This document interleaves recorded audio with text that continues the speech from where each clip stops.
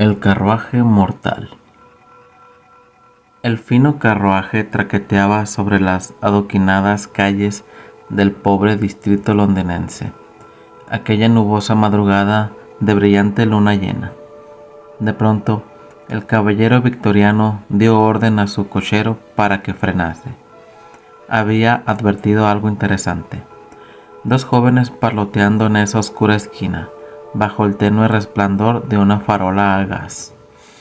Desde la ventanilla apenas descorrida de su vehículo, y a pesar de la distancia que separaba al observador de la pareja de mujeres, se revelaba una esencial diferencia entre ambas. Estaba claro que se trataba de dos trabajadoras sexuales.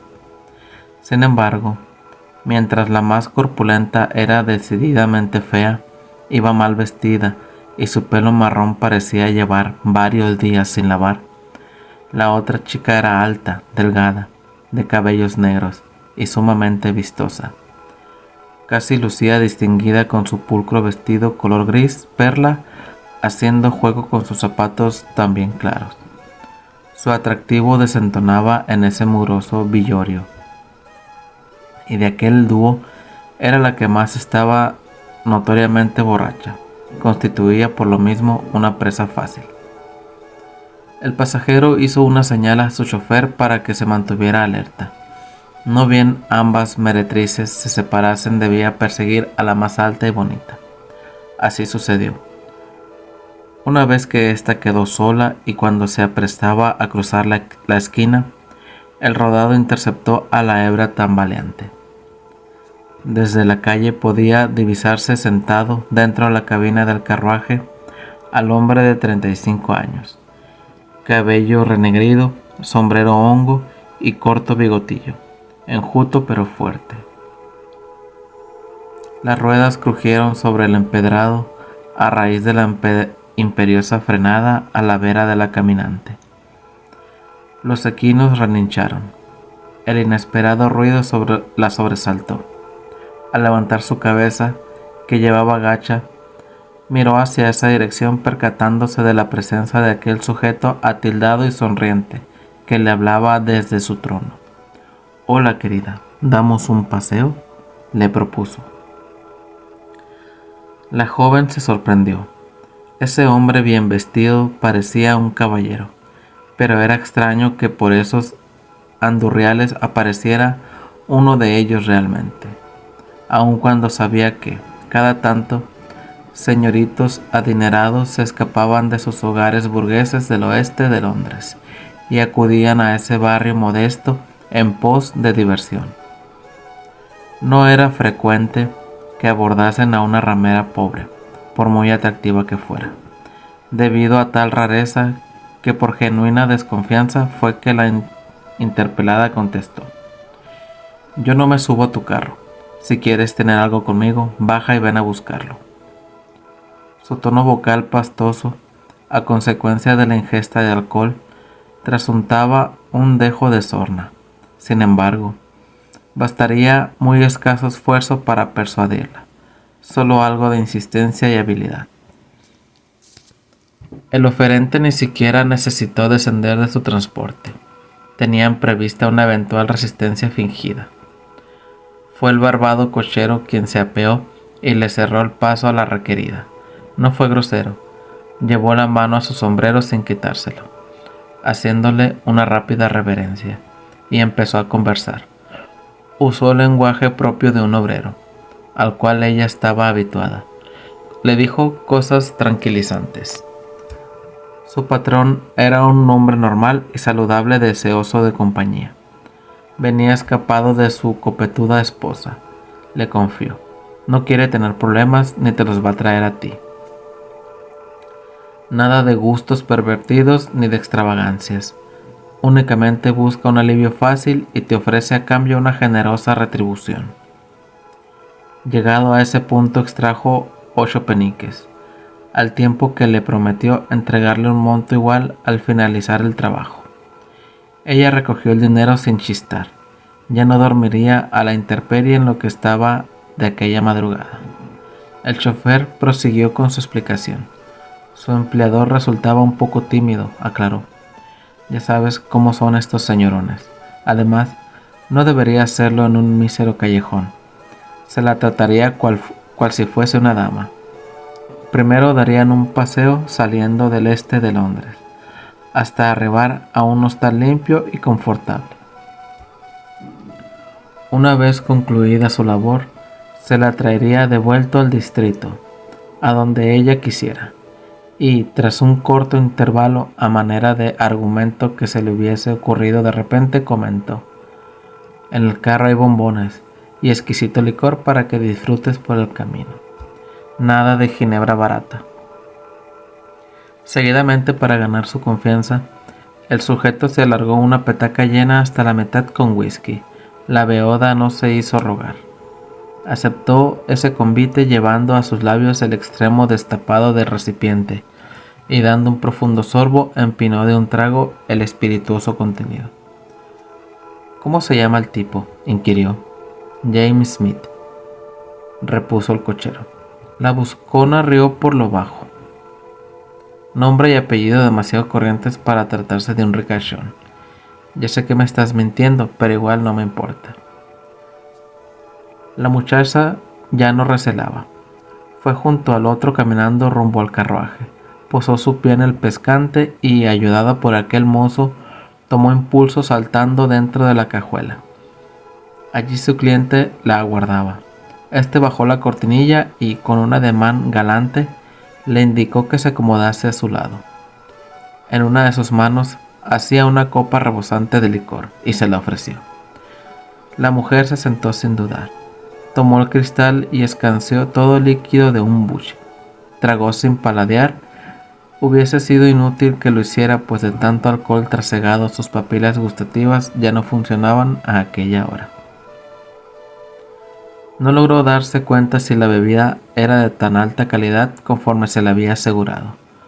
Tampoco se percató de que había ingerido algo más que licor. El narcótico mezclado con el aguardiente no la sedaría en forma instantánea. A la invitada le bastó con comprobar que era cierto que le daban de beber, tal cual le prometieron.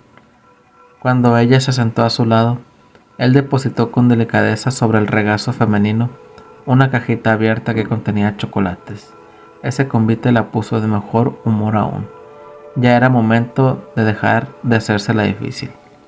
Hola, cariño, le saludó al fin. Prometo que te haré pasar un rato muy agradable. Y sonriendo añadió: parece ser buena persona, James Smith, aunque estoy segura de que no te llamas así. No podía imaginarse que aquellos sí representaban su nombre y apellido verdaderos. No se le había ocultado la identidad de su distinguido cliente. Ni siquiera se molestaron en mentirle al respecto. A mitad del camino, mientras ella se apretujaba con torpeza contra el cuerpo de aquel hombre, algo extraño ocurrió. Comenzó a experimentar un sopor adormecedor. La droga consumida hacía efecto. Tan inerte se hallaba que no se dio cuenta de alguien más, aparte de James Smith, estaba dentro de la cajuela. Desde atrás, un segundo individuo se irguió de improviso, delatando su presencia. Sus fuertes dedos se cerraron en torno al cuello de la aturdida presa, bloqueando el riego sanguíneo en sus carótidas. El desmayo resultó una bendición para la agredida, pues le ahorró sentir pánico. Apenas tuvo un vislumbre fugaz de su atacante. Todo fue tan rápido que casi no sintió cómo el filoso cuchillo rasgaba su garganta 2 veces hasta alcanzar la columna vertebral. Mientras el falso cliente la sajaba, el ayudante le cubría su cabeza con una manta impidiendo que el fluido estropease el pulcro acolchado del carruaje mortal. Minutos más tarde, al localizar un lugar aislado y sin testigos, el jefe mandó al chofer detener los equinos. Hecho ello, entre ambos compinches bajaron a la oxisa y arrojaron su cadáver encima del pavimento húmedo y sucio. La víctima aún lucía hermosa, vistiendo la mejor ropa que en su vida poseyera. Un delicado vestido color gris perla, ahora profusamente manchado. La tumba equivocada. El cuervo estaba posado al borde de una lápida en esa ventosa noche de luna llena. No graznaba y parecía melancólico. Se mantuvo sereno. Mientras esos dos intrusos mal entrazados atravesaron el cementerio en dirección a la sepultura que el ave presidía. No se inmutó cuando estos extrajeron sus herramientas de las bolsas. Los hombres se miraron con extrañeza. ¿Sería el mismo cuervo? En sus anteriores incursiones clandestinas siempre divisaban a una negra ave revoloteando cuando ellos emprendían su funesta labor. Nadie los había importunado entonces, ni tenía por qué ocurrirles nada malo ahora, se dijeron. De hecho, aquel pájaro parecía traerles buena suerte en su peligrosa tarea. En el Edimburgo del siglo XIX, la ley castigaba severamente a quienes osaban profanar tumbas y robar cadáveres, pero la codicia podía más que la precaución, a cambio de llevarles un difunto fresco. Para diseccionar en sus clases de anatomía, en el consultorio médico les pagaban 7 libras esterlinas y 20 chelines, una pequeña fortuna equivalente a un par de meses de salario. Y en la tumba que se prestaban a profanar había tenido lugar un entierro reciente. Poco les importaba que el flamante extinto fuese un tipo muy extraño, de palidez extrema, que siempre vestía de negro y nunca era visto a la luz del día. El más fornido de los cacos extrajo un pico de su morral y comenzó a hacer palanca contra la losa gris. Exhibiendo pericia, logró causar una mínima grieta hasta desprender la placa de mármol. La práctica hace al maestro, le susurró satisfecho a su compinche, mientras empujaba la losa fúnebre hasta dejar espacio para introducirse. El cuervo seguía quieto, no se asustó ni graznó. Observaba al dúo de maleantes con desinterés. El saqueador jefe se escurrió dentro de la fosa y su cómplice quedó arriba montando guardia. La llovizna, hasta entonces suave, empezó a crecer, y un rayo cruzó por la nubosa bóveda nocturna. Seguidamente retumbó el trueno. El bandido acompañante creyó oír un grito desde el interior del túmulo, pero el rugido del trueno le impidió comprender qué sucedía. Se arrimó al buraco y encendió su farol para aclarar la penumbra. Algo raro pasaba abajo. Su amigo luchaba contra alguien en una feroz refriega. Ahora sí logró escuchar. Era la voz de aquel pidiendo auxilio. Desde la oscuridad percibió ruidos de golpes, después un abrupto silencio. Otro relámpago incendió la noche, seguido de un terrible estruendo. «John, ¿qué está ocurriendo allá abajo?», exclamó más que preguntó. No obtuvo respuesta. La lluvia arreciaba empapándolo, pero el temblor que lo estremecía no era a causa del frío ni del aullante viento. Un escalofrío lo recorrió. Lo había visto. A la lumbre del fanal observó emerger a esa figura enorme que ascendía desde la sepultura. Dudó si debía ayudar a su amigo o huir. Luego sintió que aferraban sus tobillos. Una garra lo arrastró. Perdió el equilibrio y cayó. Su farol también rodó hasta el fondo, dando lumbre a la cámara mortuoria. El ladrón impactó contra el suelo. Al incorporarse contempló un ataúd abierto y próximo a este, un oxiso rostro azulado por su reciente ahorcamiento. Era John. Con su corazón a punto de estallar, miró para arriba, hacia la oquedad por donde se distinguía el cielo lluvioso. Trepó con desesperación, arañando la tierra. Debía salir, librarse de esa trampa y escapar del horror. Pero no pudo llegar al exterior. El fétido olor que inundaba ese antro se tornó más intenso. Eso le había dado caza. Lo embestía por detrás, constriñéndole el cuello. Los gélidos dedos del zombi apretaban cada vez más. Segundos después, la vida le abandonó, y su organismo inerte quedó apilado junto al de su compinche. El sujeto cadavérico trepó por la bóveda hasta emerger desde la abertura de la tumba. Entre los sepulcros y las cruces pudo verse ese rostro macabro que había aterrado al ladrón, esa máscara reseca de filosos dientes y mirada infame. Cuando el monstruo se alejó, el cuervo planeó sobre la abierta sepultura y sin temor descendió a la fosa. Abajo lo guardaba su cena, dos flamantes cadáveres y 4 ojos desorbitados cuyas pupilas, con ávida fruición, el ave comenzó a picotear. Mariana era una anciana que vivía sola con su mejor amigo, un perrito criollo llamado Luca, y su nieta Liz. Ellos eran los únicos que la acompañaban todo el tiempo, ya que sus hijos la habían dejado a su suerte. Rara vez la visitaban. Mariana había enfermado al grado de ya no poder levantarse de su cama. Una tarde, mientras Liz aseaba la casa, escuchó que su abuela platicaba con alguien. Viejito, qué bueno que ya llegaste. Ahorita le digo a tu nieta que te sirva de comer. Lucas se puso inquieto y empezó a rasguñar la puerta de la recámara de Mariana. Liz pensó que había escuchado mal y decidió preguntarle a su abuela. Abue, ¿con quién estabas hablando? Con tu abuelo, hija. ¿Ya le serviste la comida? De seguro viene cansado de tanto trabajar. Liz no sabía qué decirle. Estaba confundida, pues su abuelo tenía años de haber fallecido.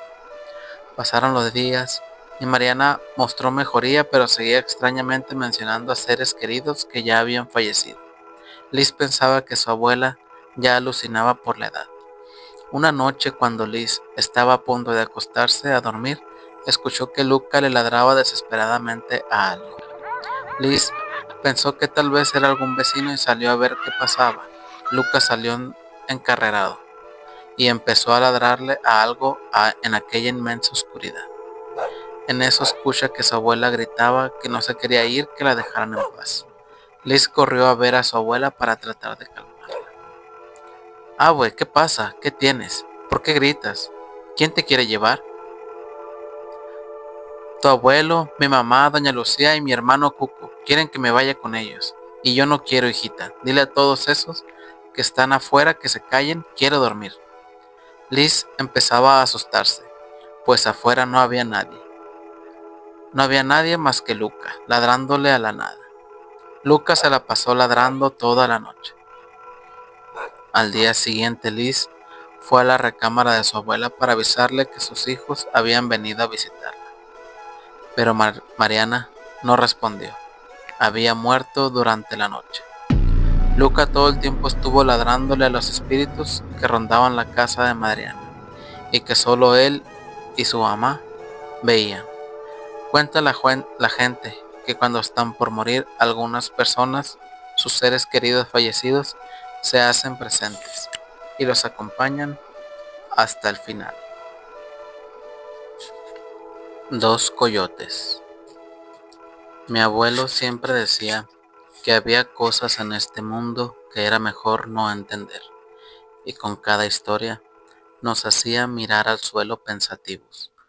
De todas las que contaba, una de las más escalofriantes era la de su hermana Tita y de aquella noche que no se podía olvidar. Mi tía abuela Tita era conocida en el pueblo por su carácter alegre y su gusto por los bailes. Para ella, una fiesta era el pretexto perfecto para ponerse sus mejores trajes y salir a bailar hasta el amanecer.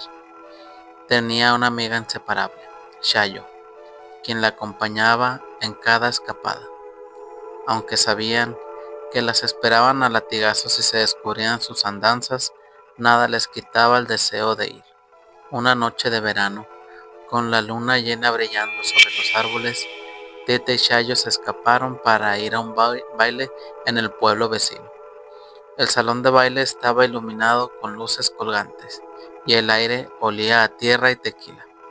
Fue ahí, entre la música y el bullicio, donde conocieron a dos muchachos que parecían haber salido de otro tiempo, altos, con sombreros negros y trajes oscuros que casi parecían parte de las sombras. Se movían en la pista como si flotaran, y Tita y Shayo quedaron hechizadas. Venimos de una ranchería, allá por Michoacán. dijo uno de ellos, guiñándoles un ojo. Sus palabras tenían un tono extraño, como si cada sílaba resonara más de lo debido. La noche se fue en un suspiro entre risas y miradas coquetas. Al terminar el baile, los dos mozos, amables y encantadores, se ofrecieron a acompañarlas a casa. Ya era muy tarde, y el camino por el arroyo era largo y oscuro, pero con la presencia de ellos, las chicas se sentían seguras. La noche era silenciosa, cuando comenzaron a andar por el atajo que pasaba junto al arroyo. Los muchachos iban al frente, platicando en voz baja, pero de repente, sin hacer ruido, desaparecieron. Tita y Chayo se quedaron perplejas en medio de la oscuridad. Miraron a su alrededor, llamándolos sin obtener respuesta, y fue entonces que escucharon un sonido que heló sus huesos. Entre los árboles aparecieron dos coyotes gigantescos, con los ojos rojos como brasas encendidas, mirándolas fijamente. Las criaturas tenían un aire feroz, como si fueran algo más que simples animales. Al notar que en las fauces de uno de ellos colgaba un trozo de tela negra, reconocieron, horrorizadas, que era parte del traje de uno de los muchachos. Las dos salieron corriendo con el corazón a punto de estallar, tropezando y jadeando en su desesperación por llegar a casa. Cuando finalmente alcanzaron la seguridad de la puerta, el padre de Tita ya las estaba esperando con el cinturón en mano, listo para hacerles pagar por su escapada. ¿A dónde se fueron, ¿No les he dicho que estas horas no son para andar vagando? Aún entre los sollozos y el miedo, Tita contó lo que habían visto, cómo los mozos desaparecieron y en su lugar aparecieron esos dos coyotes gigantes con los ojos como el fuego. Su padre se quedó un momento en silencio y luego miró hacia el camino, como si estuviera buscando algo entre las sombras. Les apareció el chamuco por andar de vagas, dijo en un susurro, y el tono de su voz dejó claro que no esperaba más explicaciones. Esa noche, después de la reprimenda, Tita y Chayo no pudieron dormir. Cada vez que cerraban los ojos, sentían la presencia de esos coyotes mirándolas, y el eco de sus risas quedaba opacado por el retumbar de sus propios corazones. Mi abuelo me contaba que desde entonces Tita no volvió a ir a otro baile, y que cuando el viento soplaba entre los árboles, ella siempre miraba hacia el arroyo, como esperando ver de nuevo esas sombras entre la maleza. La muñeca con ojos de vidrio. Me hallaba destruido, bebiendo pacientemente en un rincón oscuro de mi habitación. Ebrio de soledad, lloraba silenciosamente mientras tomaba buenos tragos de vodka. Mi estado era putrefacto. No me había bañado en 3 meses. Ya se notaban hongos en la ropa sucia y hoyos negros en los zapatos. Oyendo una triste música al son de mi lenta agonía, miraba a los alrededores buscando señales de vida en mi cuarto, aquel espacio tan pequeño y desordenado. En un intento por levantarme, un escalofrío recorrió mi cuerpo. Volteé lentamente la cabeza y alcancé a ver una figura pequeña, sentada en otro rincón tapado en la oscuridad. Por primera vez en 3 meses de estar en la misma posición, me levanté y dificultosamente caminé hacia ese extraño ser. Cuando llegué a estar a unos centímetros de él, lo tomé. Era una muñeca antigua, tan limpia y en muy buen estado, que parecía recién hecha. Sus rizos amarillentos resplandecían con la pequeña luz del sol que entraba a través de la ventana tapiada. Su vestido de color beige, bien cosido, con sus bordados blancos y brillos diminutos por todos lados. Sus pequeños zapatos negros y limpios eran muy lindos. Toda la muñeca era perfectamente hermosa, salvo un pequeño defecto. Sus ojos eran de vidrio. Las pequeñas pupilas se clavaban en tu mirada como si no tuviera nada más que ver. Atentamente te daba una sensación como si no dejara de observarte, de vigilarte. Otro escalofrío nuevamente recorrió mi cuerpo, y en una movida sin intención Dejé la muñeca respaldada al rincón donde la había hallado. Tomé un poco de conciencia y decidí salir del cuarto. Abrí la puerta y recorrí el abandonado pasillo con el objetivo de llegar al baño. Entré y al instante me quité todo. Abrí el grifo y me metí dentro de la bañera. Sentía una muy positiva sensación, el placer de ver el agua caer sobre mi cuerpo, limpiándome completamente. Tomé un bote de champú medio vacío y me eché el contenido sobre mi cabello sucio. Suspiré fuertemente en una sensación de liberación. Me sentía bien. Mi autoestima creció. Luego de un rato salí del baño con una toalla puesta para cubrirme y me devolví al cuarto. Algo me sorprendía. La muñeca no estaba. Miré a ambos lados y nada. No me resaltó en lo absoluto y volví hacia mi ropero. Lo abrí y tomé un poco de ropa limpia y me la puse. Luego volví al baño, a buscar un peine. Luego de estar como nuevo, salí a la calle. La luz me iluminaba de manera perfecta en la cara. Miré hacia arriba, observé el cielo azul y despejado. Nubes, pedazos de algodón volando en línea recta cruzando el cielo. Aspiré el limpio aire que rodeaba a mi alrededor y caminé. Caminé felizmente por la cuadra, saludando a los vecinos que pasaban junto a mí. ¿Acaso él no es el chico que se encerró a causa de la muerte de su novia? Sí, ese es, Adam, el chico que se autoencerró en cuarentena emocional. Oía mientras pasaba. Las miradas asombradas de las personas me agobiaban un poco. Sin darme cuenta llegué a un almacén y entré. Con algo de dinero en mi bolsillo compré algo de comida que me serviría para la cena. Cuando el dependiente de la tienda me observó lentamente me dijo: ¿Tú no eres el chico que se encerró a causa de la muerte de Ana?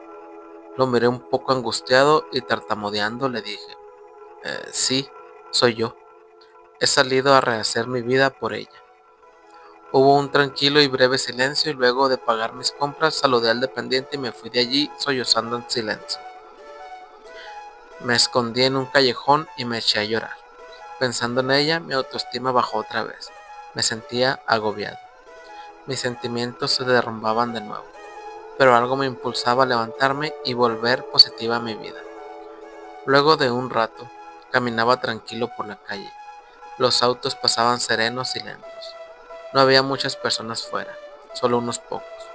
Busqué algún reloj para darme la noción de la hora, pasé por un callejón de paredes de ladrillo y quedé algo resaltado. Pintado en un rojo vivo y fresco decía: Adam, vuelve a casa. Corrí hacia mi departamento pensando: ¿por qué alguien haría algo así? ¿Sería seguro ir a mi casa? Claro, es mi hogar. Llegué, abrí con fuerza la puerta y lentamente entré. Todo estaba ordenado: la cocina, la sala, el cuarto, el pasillo y el baño. Todo limpio y reluciente, como nuevo. Me sorprendí. No tenía idea de lo que había pasado mientras no estaba. Pero en cuanto entré a la sala, había algo extraño allí. Un sofá rojo y un televisor viejo que nunca había visto. Me acerqué a ver qué era, y confuso vi que la muñeca con ojos de vidrio estaba sentada en el sofá. Sus pupilas ahora estaban concentradas en el televisor. Un poco raro, ya que el televisor solo era un baño de estática. Regresé a mi cuarto y todo estaba ordenado, limpio y perfumado. Me recosté en la suave cama y me dormí.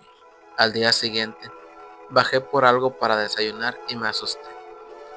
Todas las paredes de la casa, excepto mi cuarto, estaban llenas de palabras, palabras inentendibles. Algunas parecían groserías y muchas otras más. Confundido, intenté abrir la puerta, pero no pude. Estaba cerrada con llave. Alguien había cambiado la cerradura. Corrí hacia las ventanas y nada. Estaban selladas y tapiadas.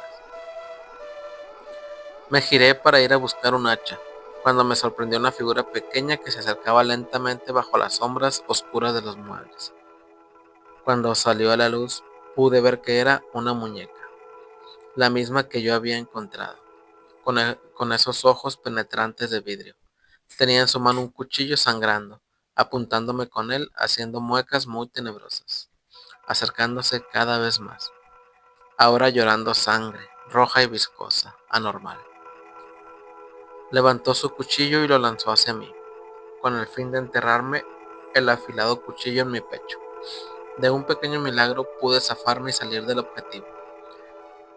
Corrí a esconderme detrás del sofá y me asomé. La muñeca estaba frente mía. Me miraba densamente con sus ojos penetrantes de vidrio brillante, sus pupilas rojas clavadas en las mías. Lágrimas de sangre escurrían de su cara. Luego de 9 segundos aproximadamente, la muñeca tiró el cuchillo a un lado, alzó las manos y las puso sobre mi cara. Y recuerdo que me dijo con una voz siniestra y oculta: ¿Sabes de dónde son estos ojos de vidrio? ¿No te recuerdan a ojos de vidrio? En ese momento tenía sentido todo. Ana era ciega y le habían puesto unos ojos de vidrio y además tenía una linda muñeca muy parecida a esta. Su único defecto es que no tenía ojos, solo un par de cuencas vacías y negras. Al mirar bien sus ojos, podía ver que aquellos eran idénticos a los que tenía Ana. ¿De dónde sacaste esos ojos?, dije, y ella respondió: Pues ¿de dónde crees? De la tumba de tu amiga. ¿Recuerdas que me enterraron con ella? Pues ahora ya no los quiero. Los tuyos son mejores. Cuando terminó esa diabólica frase, puso sus pequeñas manos de tela en mis ojos. Mi vida siempre fue sencilla, pero complicada por la falta de oportunidades. Vivía en un pequeño pueblo en las montañas de Durango, donde las cosas no cambiaban mucho. Siempre soñé con algo más, pero mi familia era pobre y el destino parecía haberme marcado para vivir una vida común. Una noche, mientras caminaba por el bosque en busca de leña, me encontré con un hombre extraño. Tenía una apariencia peculiar, vestía un traje negro que brillaba bajo la luz de la luna, y sus ojos eran de un color rojo intenso, como si ardieran desde dentro. Me miró fijamente, y aunque el aire estaba frío, sentí un calor extraño acercándose. Te he estado observando, dijo en voz baja, su tono suave, casi seductor. Sé que buscas algo más en la vida. ¿Qué harías por tener lo que deseas? Yo, atónito y sin poder evitarlo, lo escuché con atención. No sabía quién era, ni cómo podía saber algo tan personal sobre mí. El hombre sonrió al ver mi desconcierto. No tienes nada que perder, ¿verdad? Solo un alma que puedes intercambiar por lo que más deseas. Yo te ofrezco un pacto: riqueza, poder, éxito, todo lo que desees, a cambio de algo muy sencillo. Mi corazón latía a toda prisa, y algo en mi interior me decía que debía huir, pero la tentación de tener todo lo que siempre quise me envolvió. Pensé que tal vez, si me ofrecía algo a cambio, podría salir de la miseria. ¿Y qué quieres a cambio?, pregunté casi sin pensar. El hombre sonrió, una sonrisa fría, que me heló por completo. Tu alma, claro. Solo te pido que olvides lo que fue tu vida pasada, que dejes atrás todo lo que conoces e incluso tus recuerdos. Y cuando llegues a tu fin, serás mío. Pero mientras vivas, serás el dueño de todo lo que deseas. El acuerdo estaba claro. Sin pensarlo demasiado, acepté. Extendí mi mano y firmé en un trozo de papel que el hombre sacó de su abrigo. Cuando lo toqué, sentí como si una corriente eléctrica recorriera mi cuerpo. En ese momento, todo mi ser se llenó de una extraña energía, y vi como el hombre desaparecía entre las sombras. Al principio todo fue perfecto. El dinero comenzó a llegar, mi vida cambió de una forma increíble. Comenzó a ser conocido en mi pueblo, y más allá. Viví una vida de lujos, de placeres que nunca había imaginado. Sin embargo, algo comenzó a quitarme. No recordaba ciertas cosas de mi pasado, ni a algunas personas. Era como si los recuerdos se desvanecieran de mi mente poco a poco. Una noche, mientras me encontraba solo en mi casa, miré el espejo y no pude reconocerme del todo. Vi a un hombre que había cambiado, pero algo en su mirada me resultaba extraño. Al principio pensé que era el cansancio, pero con el tiempo empecé a ver cómo todo lo que amaba, mis raíces, mi familia, se desvanecían, como si nunca hubieran existido. Recuerdo perfectamente cuando un día, en un sueño oscuro, vi al hombre que me había ofrecido el pacto. Estaba en una sala vacía, rodeado de sombras, y me dijo: ahora es momento de pagar, pero lo que no recuerdas es que el precio no es tu alma, es tu existencia.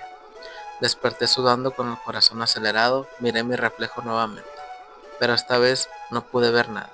No había rostro, no había nombre, solo vacío. Ahora entiendo lo que sucedió. No fue solo mi alma lo que el diablo me pidió, sino mi esencia misma. No hay rastro de mí en este mundo, ni en los recuerdos de aquellos que conocí.